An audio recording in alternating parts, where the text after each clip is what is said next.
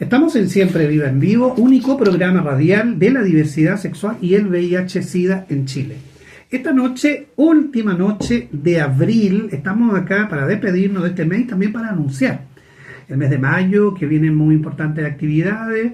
Viene el 1 de mayo, el Día de los Trabajadores y Trabajadoras, y también el 17 de mayo, el Día Internacional en contra de la Homofobia, y el 19 de mayo, que recuerda a las personas fallecidas a causa del SIDA. Vamos a hacer un programa especial sobre este tema y todo el mes de mayo vamos a hablar de VIH, vamos a hablar también de la homosexualidad, por supuesto, pues el único programa radial de la diversidad sexual y el VIH aquí en la radio que piensa. Escuchando a Joan Manuel Serrat, esta hermosa canción, recibimos a nuestro primero gran invitado de esta noche. Él es Sebastián Arancibia, cantante, compositor profesional, librero de ocupación. Yo diría que es un activista social, activista cultural también, autor del maravilloso libro No Pos Niña, que es un libro de frases travesti y que son las frases que a veces decimos nosotros en este programa y que escuchamos también en la discoteca, para los que van todavía a la discoteca, porque uno como señora antigua, ya a mí me cuesta mucho salir, pero ahí están, y los transformistas no solo están en la discoteca, sino que ya son parte de nuestro ritual, de nuestra vida, a través de los medios, de internet. Hubo un tiempo que había programas de televisión de transformistas, pero ya pasó esa ola del transformista TV, pero están ahí, son parte de nuestra cultura, son parte también de nuestra vida social y política. Y por qué no recordar al Lemebel, porque aparece en este libro, de hecho aparece en la introducción de este libro sobre el folclore homosexual. Bienvenido, Sebastián, muchas gracias por acompañarnos a este programa y para contarnos y presentar aquí por primera vez el libro No Pos Niña. Sí, muchas gracias por la invitación, Víctor Hugo, gracias a todas, todos y todas los que nos están escuchando. Y sí, pues venimos a hablar de este libro, de este folclore cola que andaba ahí rondando, que anda rondando hace muchos años y va a seguir, me imagino, ahí evolucionando. Desde siempre, un folclore, desde siempre. Este es nuestra Violeta Parra, nuestro modo de llamarnos, de autoidentificarnos. Así que escuchemos lo que le decía Pedro Lemebel, le decía Pedro Carcuro, ¿no? Cuando repetía tantas veces la palabra homosexual en la carita de ella, que más que homosexual era una loca rabiosa. Oye, Sebastián, cuéntanos un poquito de ti, un minutito. Yo hice una presentación ahí muy sucinta, pero deben haber cosas que dejamos en el tintero. Sí, bueno, yo soy músico de profesión, cantante, profesor, y me fui formando como librero. Creo que un escritor siempre tiene que ser un muy buen lector, y si uno es librero, con más razón. Y ahí me fui formando más que nada leyendo. Bueno, al Pedro Lemebel, que lo nombraste, a la Luna Fernández, que me parece una escritora increíble, que también tiene que ver con un rescate de la memoria, ¿no? Bueno, de hecho tú hiciste talleres de literatura, sí, con Nicolás Cruz, dice aquí en el libro, con la Maylo Suárez, con Juan Pablo Sutherland y con toda la escritura también que tiene en tu haber. Así es. Me empezó a fascinar, yo creo, esto de, y a la vez tener temor también, de la mala memoria que tenemos, de que olvidamos fácil, olvidamos muy rápido. Y hay cosas como este libro que puede parecer en una primera impresión muy gracioso, y que sí lo es, pero también tiene que ver con el ejercicio de ponerle nombre a las personas que están detrás. Lo decíamos antes, hay todo un folclore que nosotros ocupamos en la comunidad, entre los colas, entre las lesbianas, entre las mujeres heterosexuales también. En el libro lo digo, como esta forma de fraternizar con lo femenino y con todo lo que ha sido reprimido a través de la historia, ¿no? Con el mundo homosexual. Entonces ahí aparecen estas frases, aparecen estos personajes, estas transformistas, que tienen unas frases pero hilarantes,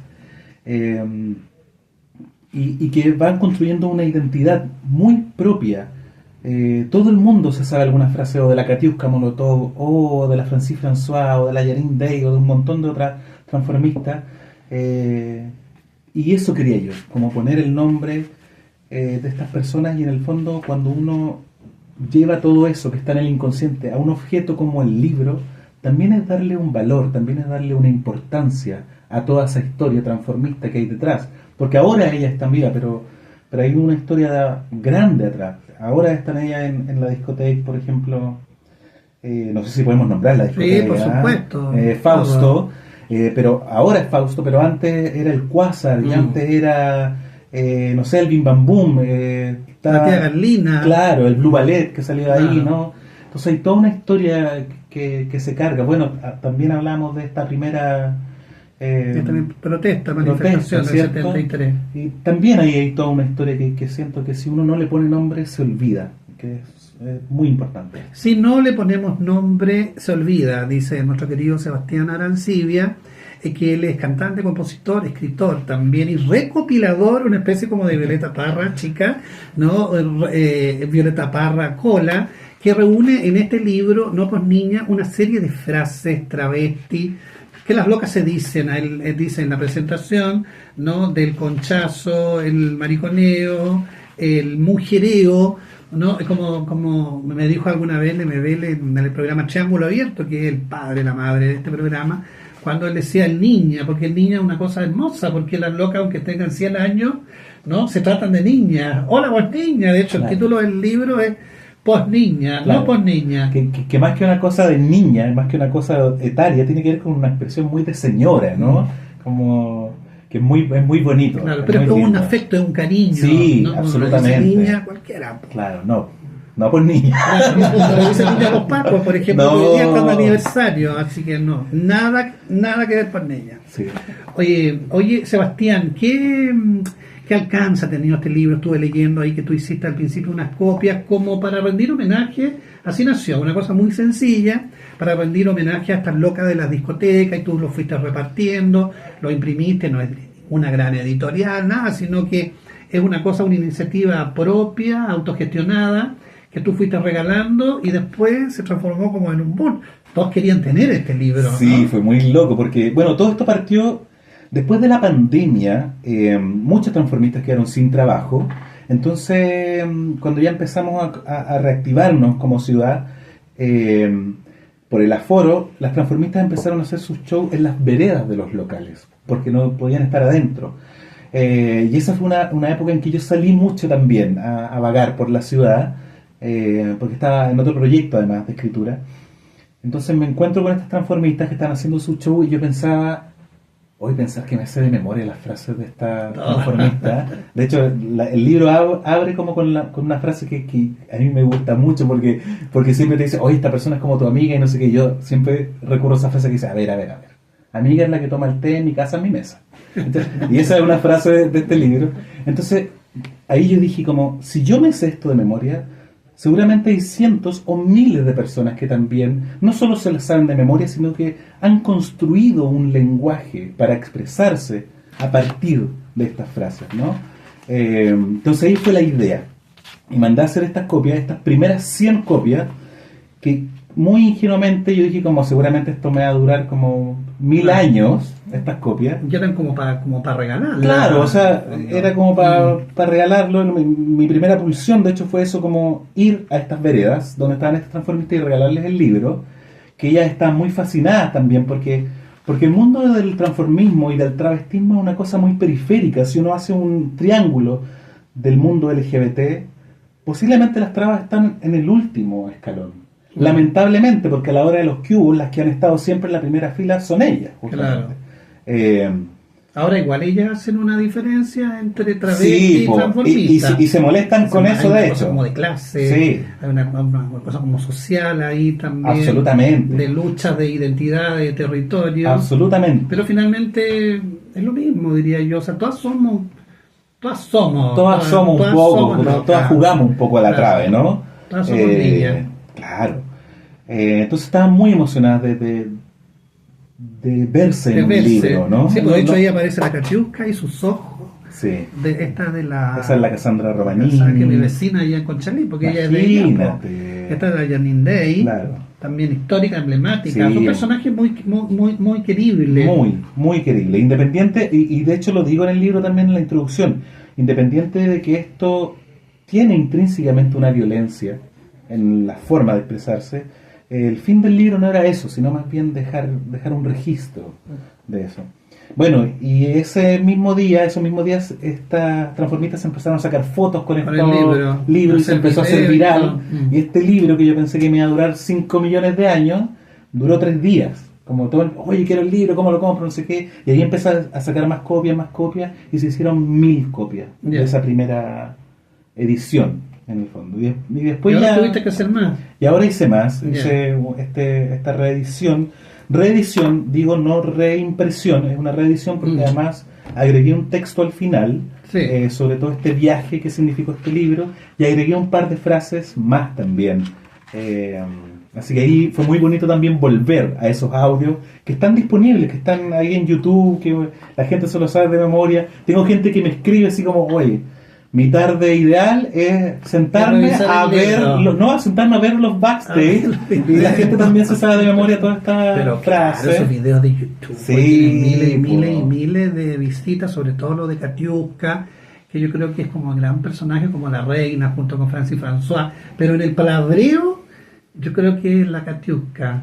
Sí, pues absolutamente.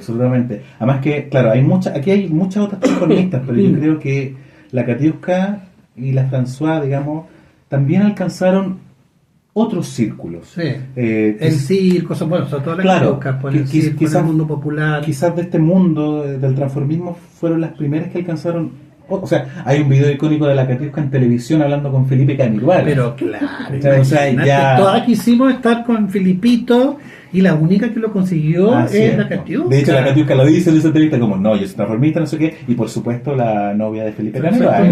Claro.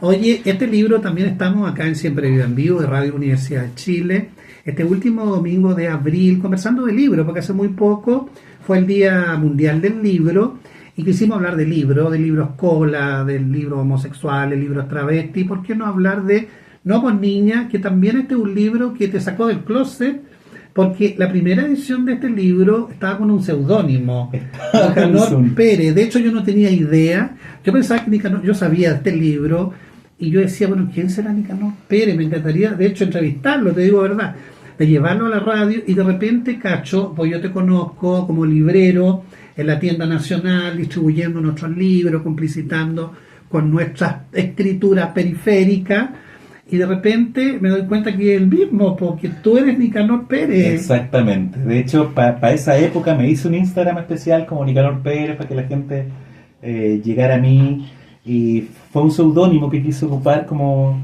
yo creo, como homenaje a mi niño interior. Ya te había contado antes que en el fondo así yo me quería llamar cuando niño, cuando en el colegio descubrí a la familia Parra, ¿no? Y estaba Nicanor Parra. Claro.